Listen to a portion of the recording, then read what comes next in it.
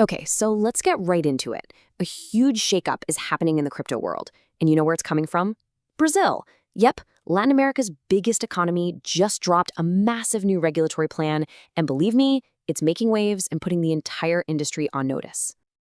So you gotta wonder, right? Is the party finally over for all the crypto crime happening in Brazil? The government certainly seems to think so, and honestly, they're not exactly being quiet about it. So why now? Why such a huge move? Well, to really get it, we've got to dive into what's been happening in the shadows of Brazil's digital economy. Look, this isn't just about the usual stuff like market swings or protecting the little guy.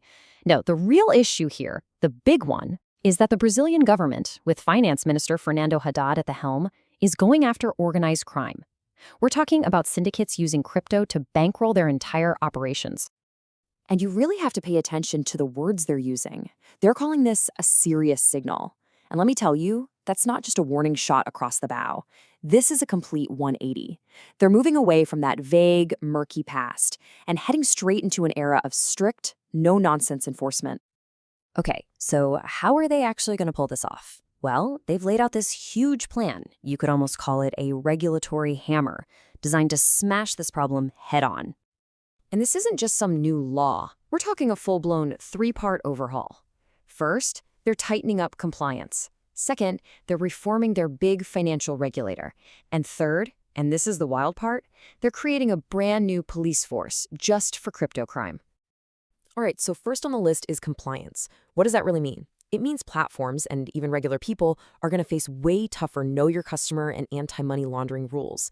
Basically, the whole idea of anonymous transactions, yeah, those days are pretty much over. They want to know exactly who's moving money and where it's going. Next up, they're giving the CVM a complete makeover. Now, if you're not familiar with the CVM, just think of it as Brazil's SEC. You know, the big securities watchdog in the US. They're restructuring it from the ground up to give it the teeth and the smarts to handle all these complex digital assets. And if you still don't think they're serious, get this. This isn't just about new rules written on a piece of paper. Oh no, this is about real-world, boots-on-the-ground enforcement. The government is setting up 10 new police stations across the country, and their only job to go after crypto crime. So, with all these new rules, new police, what does this all mean for the future of crypto in Brazil? It kind of sounds like they're trying to shut it all down, right? But actually, their goal is the exact opposite. They want to create a market that's cleaner and way more transparent.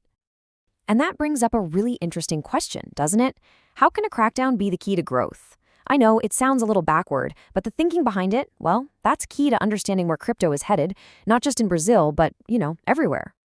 Here's the bottom line. By cleaning house and getting rid of the bad actors, Brazil is hoping to roll out the red carpet for the big players, the institutional investors. It's all about building confidence, creating a safe space for serious money to come in. They're just setting the rules of the game so everyone knows how to play fair. So what you're seeing is a total transformation of the crypto scene in Brazil. They are consciously moving away from that Wild West vibe, where anything goes and it's super high risk, to something much more structured with clear rules and real consequences. At the end of the day, this isn't about killing crypto. Not at all. It's about forcing it to grow up.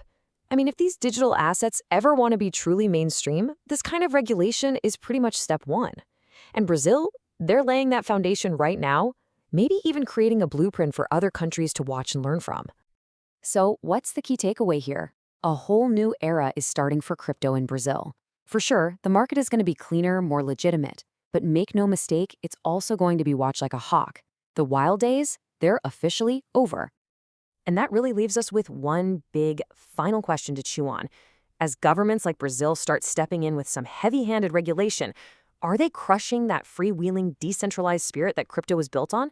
Or are they just building the guardrails it needs to finally go mainstream and mature? That, my friends, is the multi-billion-dollar question.